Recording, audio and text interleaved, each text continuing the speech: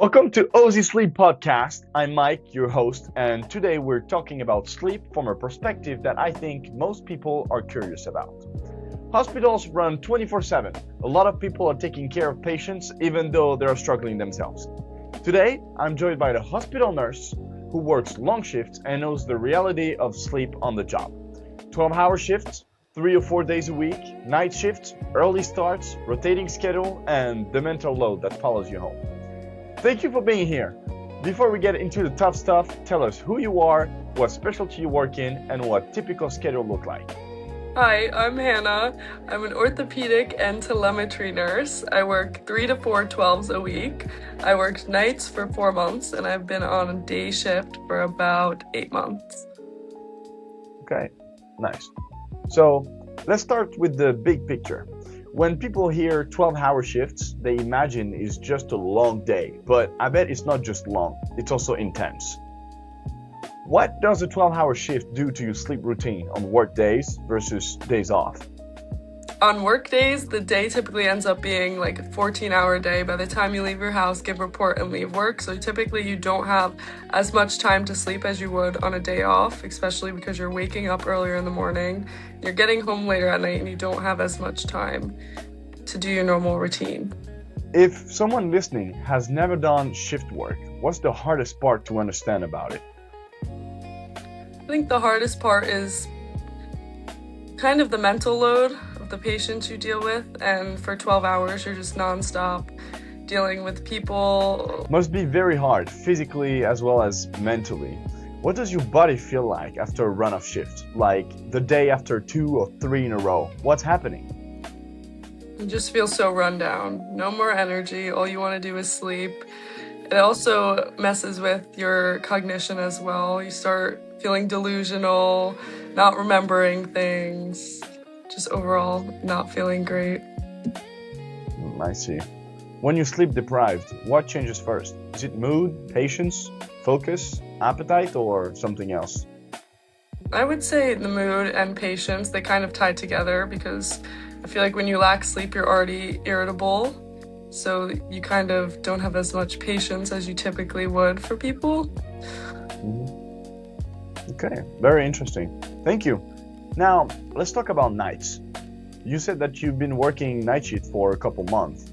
Night shifts are almost like living in a different universe. People are asleep, the world is quiet, and you're still working under bright lights. What does night shift do to sleep quality, even if you technically get the hours? Night shift severely hurts your sleep quality. Even though you're getting the sleep, it messes up your body's normal circadian rhythm. So your sleep quality is less. You tend to wake up more, and you're not fully asleep as much. It's also a lot more difficult if you live with other people and you have the constant disruptions of your sleep. Okay. After working nights, do you try to be a daytime person on days off, or you keep the same schedule as when you work? Personally, I try to turn to day shift schedule because I feel like I'm wasting my days off and I like to be up early in the morning, but some people do tend to keep the night shift schedule. I see. Do you nap? How effective are they? Typically, I don't nap. I guess you would consider sleeping during the day a nap, but typically that's my nighttime sleep before a shift. But on my days off, I don't nap. Interesting. I've heard that caffeine is basically a coworker in healthcare. How do you use caffeine so it helps you but doesn't sabotage your sleep later? Yes, definitely. A lot of healthcare workers drink a lot of caffeine. Typically, I like to drink it on the way to work, so it's early in the morning. Or if I start to feel tired midday, I just make sure I drink it before 3 p.m. to ensure that I can sleep that night at work. I see. Um, Here's a question I've wanted to ask for a long time. Can you tell, just from behavior, when a coworker is running on sleep debt? What are the signs? Yes, typically you can tell they're a lot more irritable, probably complaining a lot more about things.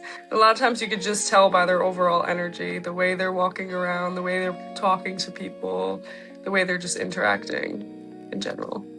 And what about patients? Do you notice patterns where poor sleep makes recovery harder, pain feels worse, anxiety spikes, or communication breakdown? Yeah, so with a lot of patients, a lot of them start getting irritable, anxiety rises, and a lot of them will tell you after the fact, like, oh, I'm sorry, I just didn't get a lot of sleep. A lot of patients actually complain about getting sleep, and in the end, it really just prolongs their recovery because your body almost repairs itself when you're sleeping, so it really has a big impact on your recovery and your healing. Hmm. How do hospitals' conditions affect sleep for patients and for staff? Like noise, alarms, lights, stress? What do you wish people understood more about sleep in a hospital setting?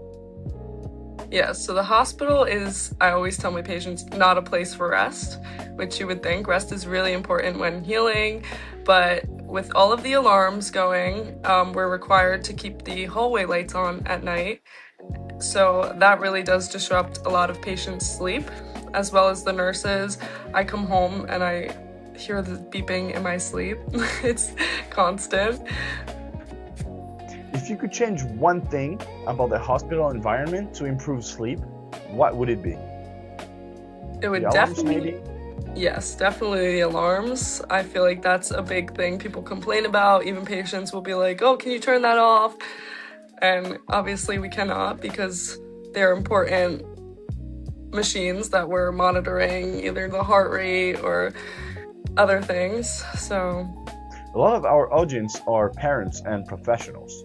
How do you communicate sleep needs to your family or partner when your schedule is unusual? Are there any common conflicts? yeah, there's definitely some common conflict points, especially if you work nights. You're sleeping during the day, which is, for most people, that's their normal time to do things. So, a lot of the time, you have to just communicate your needs very clearly. Maybe you need your family or your partner to be a little quieter during the day, or just be cautious of how loud they're being. It definitely also with sleep, if you work days, you're waking up at like 5 in the morning, it could disrupt your partner if you have a partner that likes to sleep in a little later than that, or even just if you're walking around the house, making breakfast, doing things like that, you could be waking other people up. Okay. So, okay. Let's do a quick rapid fire. You're gonna answer with what you would actually say or do. Okay. Okay? Scenario one. You get off a night shift and a friend says, want to grab breakfast? What do? Are you running home directly or you want to go grab breakfast with that friend? I'm gonna go grab breakfast because life's too short to sleep instead of going and seeing your friend. Okay, nice. Second, it's your first day off and you sleep late. Someone says, must be nice. How do you respond? It's not nice sleeping all day, working all night. Yeah, I see. Three, you're on your third shift in a row and you feel you focus slipping. What's your safety move? At work, Yeah, yeah. energy drinks, talking to people, a lot of times talking to other people just to kind of keep yourself awake because, yeah, especially if you work nights, just sitting there, you start to fall asleep. It's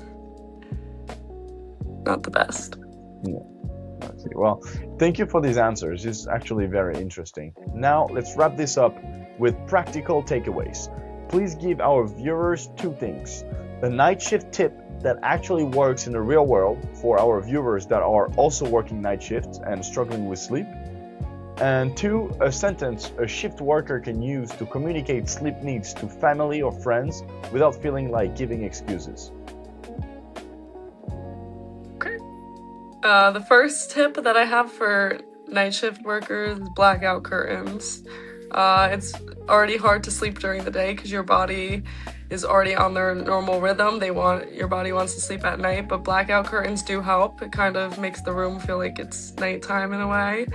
And a cold room as well that helps you sleep. Good. Okay. And then one sentence a shift worker can use to communicate sleep needs to a family member or a friend without feeling like giving excuses, whether it's going out or going to the gym or anything, but you're too tired for it?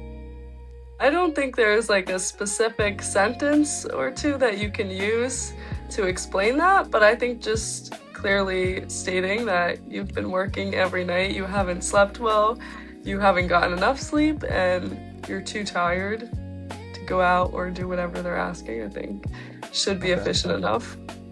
So, so real communication, you think Yes. is the solution? Yes.